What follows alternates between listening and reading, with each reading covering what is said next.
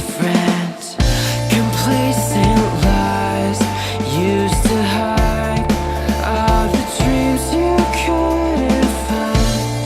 Losing sight. Well, it's a fine day on a Saturday today on the 20th of July 2019. Thank God it's Saturday, because it's been a stressful week, honestly, for me. I don't know about you, but it's been a stressful week for me. And all the news has come out. It's just been kind of mind-boggling. It was kind of slow at the beginning of the week a little bit. Then it started to pick up and got to where we are now. I think I've said it before in this podcast. I see Thursdays as kind of a pattern of when crazy news comes out for the past few weeks, I've realized. And I don't know why, but if it's marketing, then I'll tell you what, it works. Because right before the end of the week and, the day before Friday, and it's kind of interesting how that works out. It just comes out at that perfect time, every time like that. Especially with foreign policy news with the whole Iran deal. Not the actual Iran deal, but the whole shooting down the drone in Iran. That has peaked in the news several Thursdays before that I can remember alone. Just different chaotic events happening over there. Thank God it's not happening here, one. But the Strait of Hormuz seems like a very hostile location at the moment. So I don't suggest going there for a vacation. Let me just tell you that right now. I highly don't suggest it. I've got just a little bit of news here because this is Saturday, and I preferably enjoy doing my podcast on the Saturdays. On Saturday, they're just a lot less stressful, and I don't know, something about it. And sometimes when I have Saturdays off from work, I'm able to do this, like today. And I'm lucky enough and fortunate enough to be able to do so and present some information to you that I love to do. And I love helping people, and I love educating. That's one of the reasons why I started this podcast. I just enjoy helping people the best I can. I don't have all the answers. I'm not as articulate as some people are. I flutter on things. And some of this stuff, you never stop learning. When I was training for my private pilot license to be a professional pilot, but that got too expensive. One of the things that they always said was being a pilot, you never really stop learning. And that's the damn truth. And when it comes to geopolitical events and science and health news and things like that, and it's so good to be liberated. Being informed makes you just feel so liberated. It's kind of a oxymoron in a way, or a paradox, because it's depressing. They say in the Bible, with great information, or with great knowledge comes great sorrow. I think to sum it up in today's terms. But it's so liberating at the same time that simultaneously with great information and sorrow comes enlightenment in a weird way. And if you feel what I mean, thank you. Because I'm not alone. I know there's others out there that understand that, but it is hard. My podcast on Saturdays, if I do it during the week, I kind of have a more focused message. My podcast on Saturdays kind of like to be a little more out there, a little less direct. I like to kind of cover a lot of things. Like I said, I've got a little bit of news here that have happened throughout the week. It's not just on one particular day. It's happened throughout the week, and we're gonna go over it. We're gonna go over this together. I'm just gonna read you the headlines, give you my opinion on things. It's kind of everywhere from tech to domestic news to foreign policy news, foreign news, and non-diplomatic relationships. Non-diplomatic. But like I said, thank God it's Saturday. And thank you for listening to the Justin Comer Show. I always forget to introduce myself at the beginning of this. And if you want to find my umbrella page, it's The Oversight on Facebook. As of now, that will change. That will change eventually. That's going to be working behind the scenes eventually, so it'll be more official. If you like the message here that I present today, please spread the word. I believe a great battle A winning battle is an informed, non-violent battle. If we can obtain non-violence and defeat the enemy with information, intelligence, and intellectual conversation, peace, then we can win this in the long run as well. And we can continue fighting without hurting anybody, because they will be the first ones to throw the punch. The left will. And we will keep going, marching on, and we will win. Good always wins, even though they think they're doing good. Now, I keep diverting off to different subjects, I know. It's 11:30 in the morning in the Queen City, outside the Queen City. I can't live in Charlotte.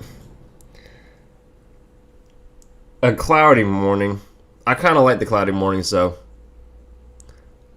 I kind of like it, you know? You get that excuse to have a day in. Nothing really crazy to do. It might rain, so you're just, stay inside. Gives me a chance to do all this and present info to you guys. No matter what age group you are, I think it's insightful to know. I try not to curse on here in case there are kids listening. I do not like doing that. Just kind of keep it professional. That's just my kind of deal. But see, today, I guess, now that I'm thinking about it, I kind of want to focus on the younger generations.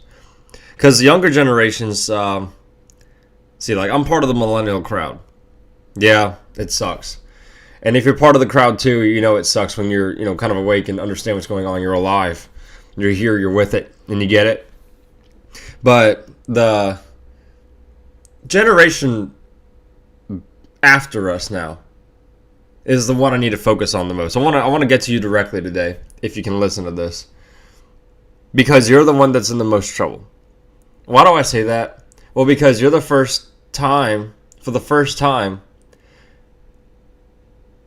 you're being brought up in the technotronic era way harder than ever before in history. I admit, in the 90s, there was technology, yes. There was video games, there were cell phones the size of bricks, though.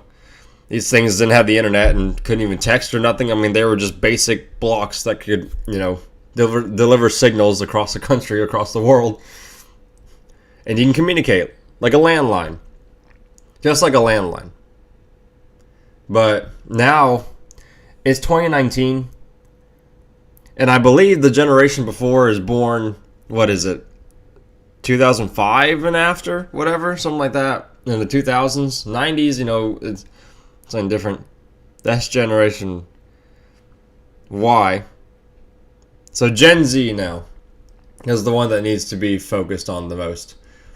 Gen Z is being raised in the technotronic era. And if you listen to my other podcasts that I've made, you understand how much of a critic I am of this, because it's great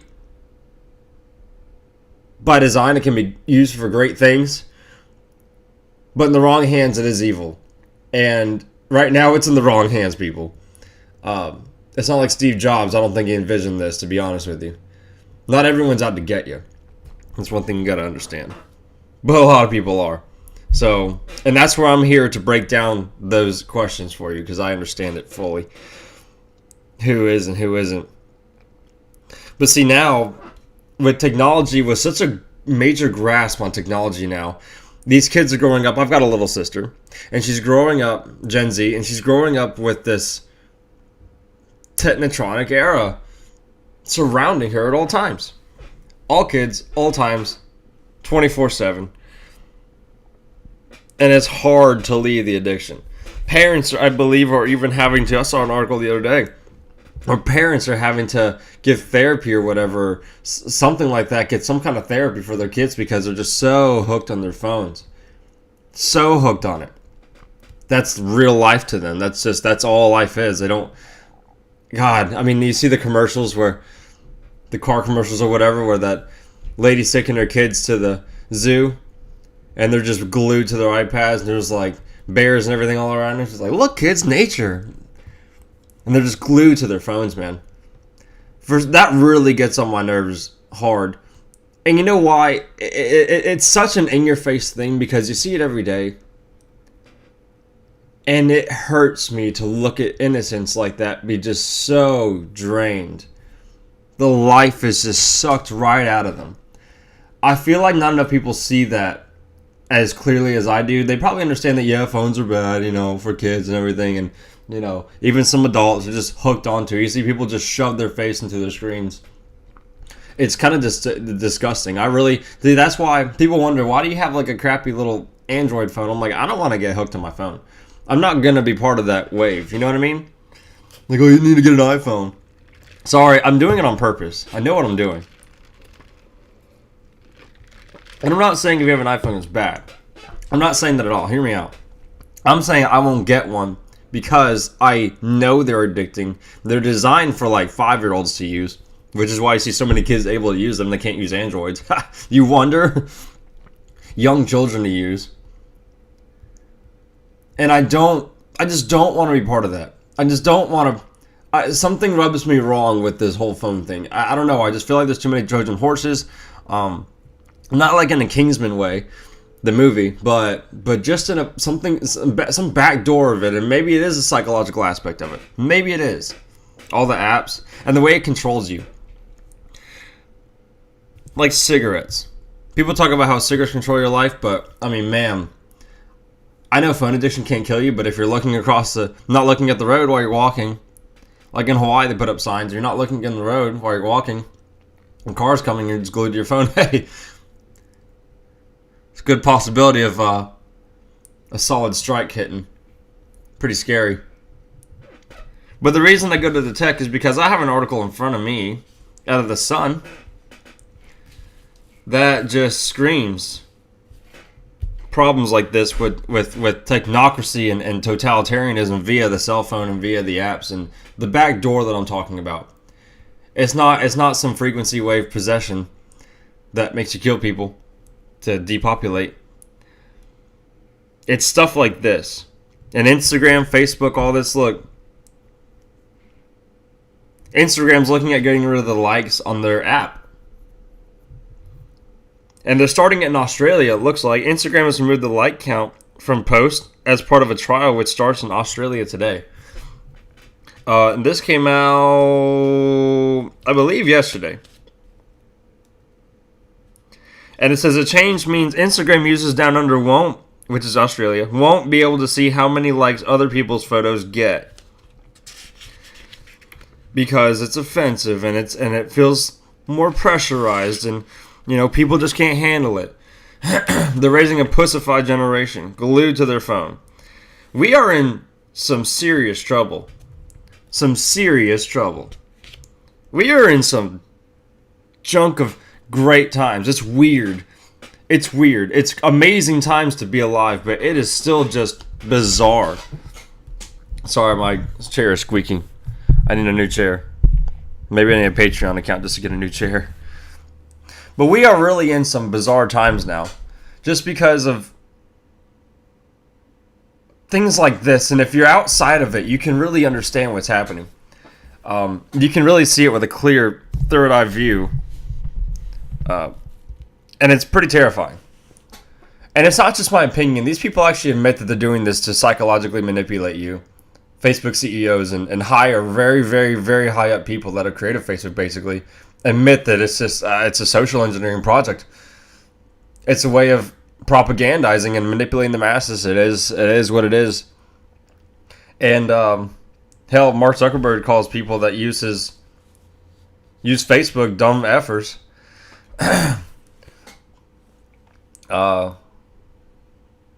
If that doesn't scream a problem to you, I'm not really sure what does, to be honest with you. Not really sure what does. I admit, yeah, I still use Facebook for my page. I don't go on there and scroll. I do not scroll. I refuse to. If you find yourself oftentimes scrolling through Facebook and Instagram mindlessly for a while, or you spend like hours, some people spend hours doing that and just posting little dumb stuff. I know most people look at the memes and stuff, which are pretty funny sometimes. But it's bigger than the memes. It's bigger than all that. It's the simplification of things. It's just there's no real complexity anymore. There's no creativity anymore. There's no individualism anymore. It's like if you don't have a Facebook, you're not really part of life. You're not really here with everyone else. You understand what I'm saying? You're not really with it. You basically don't exist. Especially if you have a platform that relies on social media, you kind of don't have anything anymore. What's left? And I really worry for the future with that. Because, back to Gen Z, you guys are being raised in a highly digitalized era. They're trying to replace God with this digital system. That is, it's happening. And it's clear as day that they're trying to do that. The technocrats are trying to do that. They're trying to make it this one world AI system, this new religion. And the new religion is not God. It's a falsification of God via the Siri things, Cortana stuff. Just a global AI outreach. Alexa, Google Home stuff, speakers. Just ask it a question and it'll answer you. And the AI will learn about you and store it in its memory. And never forget about you. Because it's God now. That's the truth. That's the truth. It wants to be in your home and everything. And it's starting at a young age from cradle to grave. Cradle to grave. That is one of the biggest dangers on earth to me. Is this technotronic AI system. And the parents that are so stupid and naive. It's their faults, ultimately. You Gen Zs and even Gen Ys that are just so obsessed with this stuff. Hey man, you know, it's your parents' fault for not looking out for this and not understanding it and not knowing about it. But see, they're victims also because they were raised the same way, not knowing about it. They were raised in the 80s, 70s. It's a lot different times now. But you would think that being raised in those times, would make it different. But sometimes it doesn't. It's like a brand new toy that everyone's just fascinated about. It's weird. I don't know. It feels cult-like. Everywhere you go, you see people texting and driving on their phones. I mean, they can't put it down. They can't put the damn thing down. Why? How are these people so good? How is Android Apple so good, especially Apple, at manipulating people to the point where they have to be part of this? And eventually people say it's crazy. See, it leads up to this article. People think I'm crazy when I say you will have computers hooked up to your brain one day. That is going to be pushed. Guess what? Oh, I'm not so crazy anymore. NBC News has Elon Musk saying at a conference, I haven't seen the whole video yet, but I read the article about it. That's basically all you need to know. The most important highlight right here. Elon Musk, I'm bittersweet with. Smart dude, has interesting ideas. A little out there, and I don't know if it's going to work. He is critical of AI. Now, I'm going to explain this as best I can to you because I understand where he's coming from with this, but it's ultimately not right. It's not the right decision to go. I think we need stronger human input and humanoid. You don't need that. Elon Musk, here's the headline, wants to hook your brain directly up to computers starting next year. Starting next year, 2020. The Tesla and SpaceX founder announced a goal of implanting chips into human brains as early as next year to create direct human connections to computers. The thumbs are too slow, so he says. We need instantaneous, almost, responses digitally. And his rationale for it is because AI, hear me out, I understand. His rationale for it is the fact that AI is going to get so big that humans can't fight it with our solo brains alone. With our brains alone. So he's basically justifying it as we need to be hooked up to the system to fight the system. You know what I mean? It's like fighting fire with hellfire. It's you know what I mean. It's that's his idea of it, and I understand where he's coming from. But at the same time, I don't think we're ready for that, and I don't think it's a good idea just to be hooked up to the hive mind. There goes your privacy. It's collectivization to the global max. And we're not going to be human anymore. Wait, you're just going to sit at an operating table, just plug something in the back of your brain, and let it just start feeding it, hundreds of thousands of terabytes of information? I mean, I don't know. I don't know. This is so complex. I think he's doing this with Neuralink. That's his company. Neuralink. Yep. Connecting humans with computers. I don't see this as going in a great direction. I don't think Elon Musk is particularly a bad guy. I don't think so. He's an interesting billionaire, I'll tell you that. But hooking up to computers is a whole different level that we're not prepared for, and that could be extremely dangerous later on. I think AI needs to be governed. We need a government body over this. No one's taking it serious. No one's taking it serious. I repeat, no one in Congress is taking this serious. The president's not taking this serious. 5G is rolling out because Trump is pushing this. No one is taking the consequences as seriously as they need to be taken. At all. Who the hell is talking about it in Washington?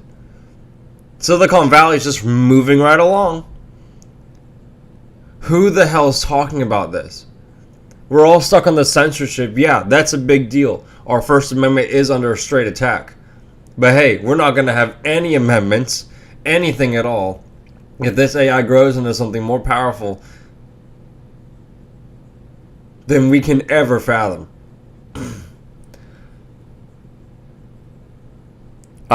It'll destroy everything. It'll be the world religion, and the computers will just be directly into us. We're gonna be part of the world religion.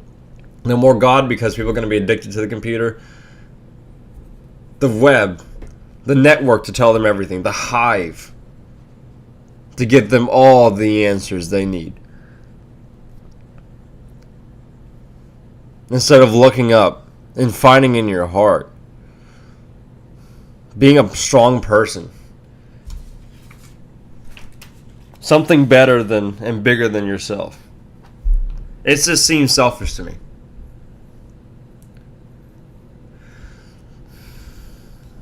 I really worry hard for the next generation. I worry hard. Makes me sick to my stomach, to be honest.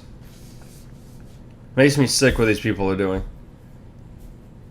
It hurts me watching children be the most victimized, because that's the deal. That's the target that needs to be reached. Cradle to grave. Just do not forget that. Cradle to grave. That's the end game goal. That's what it's all about. And that is exactly why you see so many dumbed down people. So many dumbed down people. People on drugs. Prescription drugs. Just because their doctor ordered it, they believe it and they take it. It's the dumbing down of America. It starts with education and it ends with the prescription drugs. Drives you crazy. Living in urban concrete jungles. The surveillance state everywhere. Everywhere. People just drugged out, gone. You ever just look at someone and you can tell their soul's just not there? You know, if you have a soul and you can tune into it and you can feel it and you understand what's going on, you can look into someone else's soul and tell that it's just dead. It's there, but it's cremated. In essence, it's gone. And I feel sorry for those people. But it makes me so pissed off at the elitists that do this, the big farmers that do this, and the tech. That's what it is. People just believe whatever they want to believe. Whatever they hear, whatever they see on Facebook is real and it's God and it's the golden token. And that's what that's real news. That's it. That's real information. Oh, I saw it on Facebook. I saw this on Facebook. Facebook. Oh my God. Houston, we have a huge problem. Huge problem. We are under straight attack. Straight attack. And no one is lifting a freaking finger. Nobody. I don't know what else to say about this. How crucial it is that we combat this at every level, because it is life or death. This right now, it's a time to be really on the offense here and take this as serious as possible, because this is going to determine our future, for the next 50 plus years. Right now, this moment. Hell, even the next election. Trump winning determines our success or failure. But see, it's not even just the president. It's we, it's us, it's people. It's how we move forward. Real progress. Not this fake feminist shit. Not this fake tranny stuff. Not this illusion of progress with the environment stuff. That's not real progress. That's not real progress. That's manipulation. That's not real. That's synthetic. That is harm. That's regress. That's regressive. Going backwards. What makes you think having trannies and everything, glorifying this, running across the roads, makes it progress? And I'm not hating you for tranny. I really don't care. Just don't force it on people. Someone calls you a ma'am and you're a guy. You're a girl just as a guy. Don't flip out. Hey, you look like you're a freaking girl, but you're a guy. You're trying to be a guy. You can tell. And vice versa. That's not real progress. That's harm. It's social engineering. It's manipulation. It's a mental problem, is what it is. It's a mental disorder. How come people look at that and say it's okay to cut off your nuts, but it's weird if you cut off your arm and think it's cool and trendy? How does that correlate? I mean, do you understand what I'm saying here? If you cut off your balls and your genitals, it's cool. He's progressive. He's a black tranny. Whatever. White tranny. Asian tranny. And it's glorified. I think it's the fact that we glorify stuff like that. But it's a dumb generation. It's progressive. It's Californication is what it is. Californication. That state was amazing when I lived there in the 90s. Still have memories. Hard to believe it, that I was part of that. Now it's a hellhole. And we'll never see that great state again come back. I don't think it'll ever come back. People have a lot of hope. I'm just a realist. I really don't have hope for California. It's so far left. It's gone. There's so many drugs and everything in the streets. So many homeless people. So many needles lying around in San Fran. I mean, it's a shithole, literally, with dumps everywhere, all over the city. LA's homelessness is ridiculous. Ridiculous. The rats are ridiculous. I think they have the most rats of any city in the country, at least. Insane.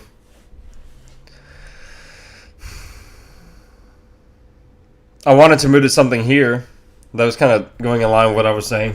This is the positive news, I guess. Drug overdose deaths fall in the U.S. for the first time in nearly 3 decades, Breitbart News. Thank God. It's falling. I think 2017 it said was the top. It's been climbing since the 90s. So yes, topping 70,000 in 2017. Now they're saying it'll end up below 69,000.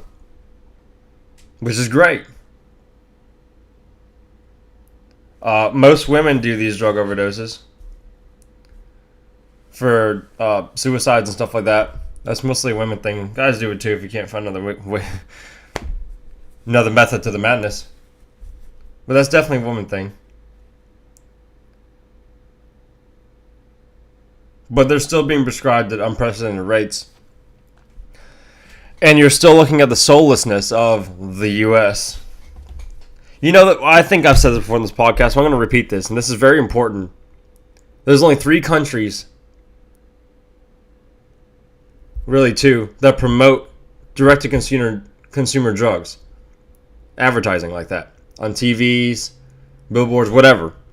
Direct-to-consumer drugs like that. It's us and New Zealand. I think Brazil stepped out of it. They were the 3rd, but I don't think they're part of that anymore. It's the U.S. and New Zealand. No other place in the world, no other country on Earth, well, the hundreds of countries, does that. We're the only 2. And look how good they did. Look at all the people that are hooked on this stuff, man. Look at all the people hooked on antidepressants, SSRIs in general. Hard medication, painkillers. That gets you high as Hades. Let's be honest, I've tried them before. High school, experiment. Not a big fan. Not a big fan of the opium-based stuff. That's not for me. It's a different high than weed. I'll tell you that if you've never done it before. It's very different. But big pharma's made billions and billions, top of billions of dollars with this. And that's not an over-exaggeration. And they mark up the drug prices well over a few 100%. Just to make some crazy profit off it. So you can come back and get some more. And you don't even need it. These doctors are overprescribing. I think I saw an article the other day about how people are just overprescribing and overdiagnosing, generalizing the diagnosis of their patients. It's just not doctor practices anymore. Real doctors, holistic doctors, things like that, those are the ones that I really trust. This just because you're licensed to prescribe a pill doesn't mean I can trust you. Doesn't mean you're right. I don't think that should be the end-all be-all. I think there should be other options first. But see, a lot of people don't think about that. They think, I need to see a doctor because I got problems. They take their kids. The cradle to grave thing again. Think their kids can't focus in school. Put them on Adderall. Jumping off the roofs. They go psychotic. It's not the same. Just try and drug everyone up. Drug them down. But see, when you're young, you don't think about stuff like that. It doesn't cross your mind, does it? It's the parents who should. The schools get you and the parents buy into it. I almost got bought into it. Shoot. When I was in school. It's easy. Parents don't think twice. And I feel sorry for the kid that's a victim of that. I really do. That's an awful way to go. It's an awful thing to feel. And you're under assault and you don't even realize it. You're getting an axe to the back and you don't even realize it. Destroyed from the inside out. And it doesn't even hurt. Let alone all the fluoride in the water. All the GMO stuff. Sterilizing us. We can't reproduce anymore. To the point where we can't have kids anymore. Then to the point where we're so stupid that, it's almost like, do you really want to pass that generation on? I don't. I'm sorry. It's not in the eugenics way. It's just why do people have to be so naive? You would think in the realm of information we have here today on the internet, it would be so easy to get access like that and just look up things that people say it's like, oh, I got the internet on my fingertips. Let me look at the Harvard studies. Let me look at all these scientific journals. Let me look at the newspapers. Let me look at the articles, the legit articles that come out, and mainstream news is right there in your face about things that I'm talking about right now. And no one seems to care. People are trapped in the internet ghettos of social media. Trapped, gone, locked in, hardcore, hardwired, in your face. There it is. That's what it's about. To the point where they don't know how to look up things anymore. They don't know where to go. I feel sorry for you. To be honest, I'm so hooked on this topic. I'm just gonna run through these other headlines. Just gonna run through them. Like this idiot, Ilhan Omar vows to be a nightmare for Trump. Ha! How the hell did we end up electing such trash like that into Congress? How did she become a representative in Minnesota? Well, Minnesota has been flocked with a lot of refugees. St. Paul, Minneapolis area, that has been flocked with a lot of refugees. Mall of America, you ever look at the videos of Mall of America? I mean, there's so many Somali refugees there. There's North African, Middle Eastern refugees there. It's ridiculous. And no one's getting vetted. That's the scary part. Just coming in, seeking asylum, and just using the back door. That's a back door right there, Trojan horse. That's a real Trojan horse. Just to get into the country. Live here. Look at England. England's had a lot of problems with their refugee crisis. As you can look at the deaths following it. Pretty ridiculous. It says Representative Ilhan Omar vows to be a nightmare for Trump. This is out of Washington Times. Out of the Washington Times. And she's really a nightmare to herself in the Democrat Party. Which is good, thank God. Let her destroy herself. I don't think Trump needs to get in the way of her. But he already has, and I agree with his tweet, to be honest. But I don't know. There's something about it. When the enemy's destroying themselves, know this, though. And this goes for personal life, political life, financial life, whatever. Work life. When your enemy is destroying itself, do not interrupt the process. Let it happen. You will only slow it down to a pace that you will not be happy with. Do not interrupt the process of them destroying themselves. They'll catch wind and stop. This woman is anti-American as it gets. This woman does not like America, and she is an anti-Semite. And the news media is just treating her as some golden throne goddess. She wasn't even born here. She was born in Somalia. The text was generally mostly towards her. Trump's not an idiot. He knows the rest weren't born here. I think it was mostly towards her. He was trying to fit them all in one category. The Squad. Look, they got their own little nickname now. The Squad. It's so cool. It's political theater. The Squad. We're badass women of color. The Squad. Maybe I'm saying it too feminine. Or too masculine. The Squad. That sound a little better? I'm just dicking around. This woman obviously would probably prefer Sharia law. She doesn't even denounce Al-Qaeda. And she calls 9/11 as something happened. Something happened.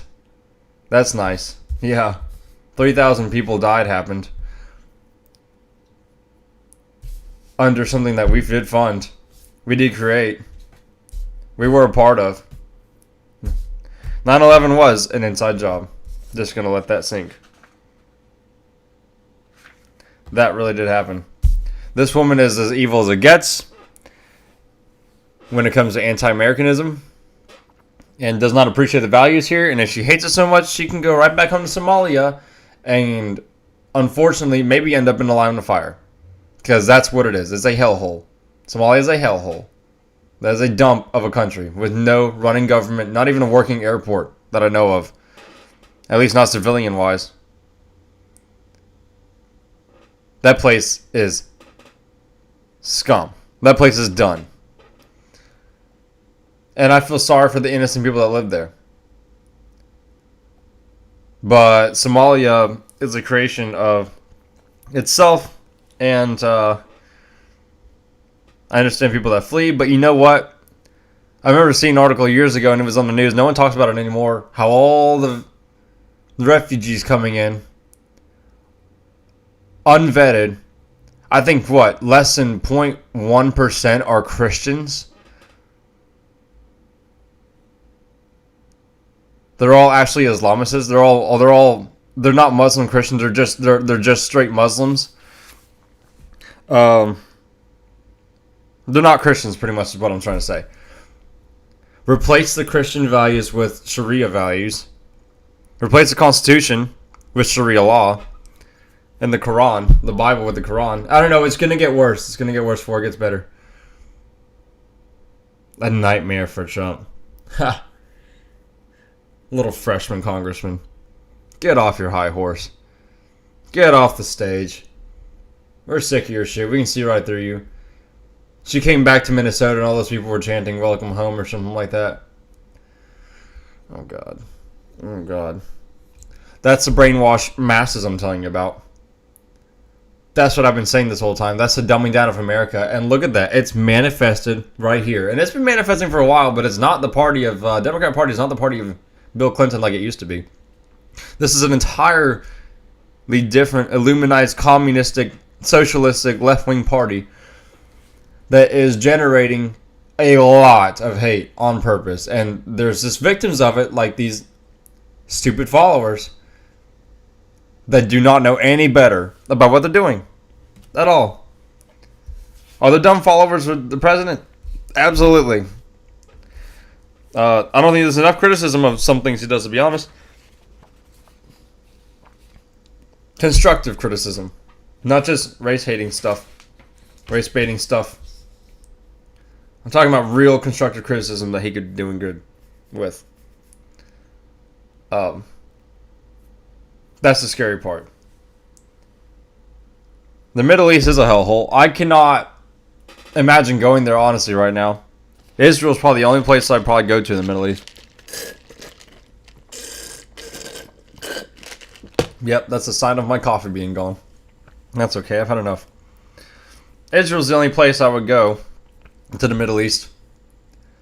And even then, it's a little intimidating because Iran is not too terribly far from Israel. And they're causing a lot of ruckus over there in the Middle East. In their waters. It's been kind of hard to keep up with. All the drones, all the warships being taken. British and U.S. All the issues that are happening over there. Now here's an interesting theory that may be something to think about.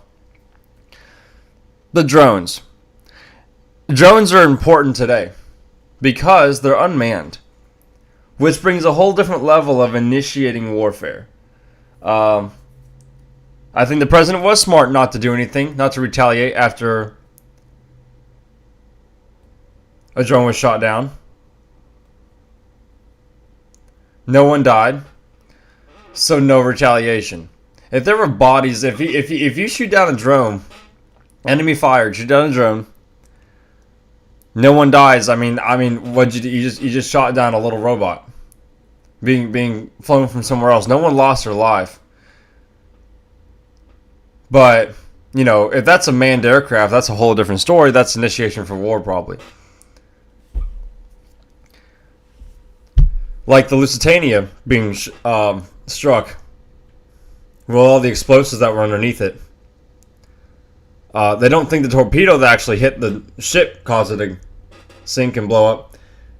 And for World War I, for us to get into World War One, they were actually explosives on the bottom. They were warned that there was going to be hostile waters there crossing the Atlantic, and did it anyway. Neutral flags and all, and just shot them. I don't know. There's some weird things. Lusitania definitely got us into World War One. But see, that was even a false flag.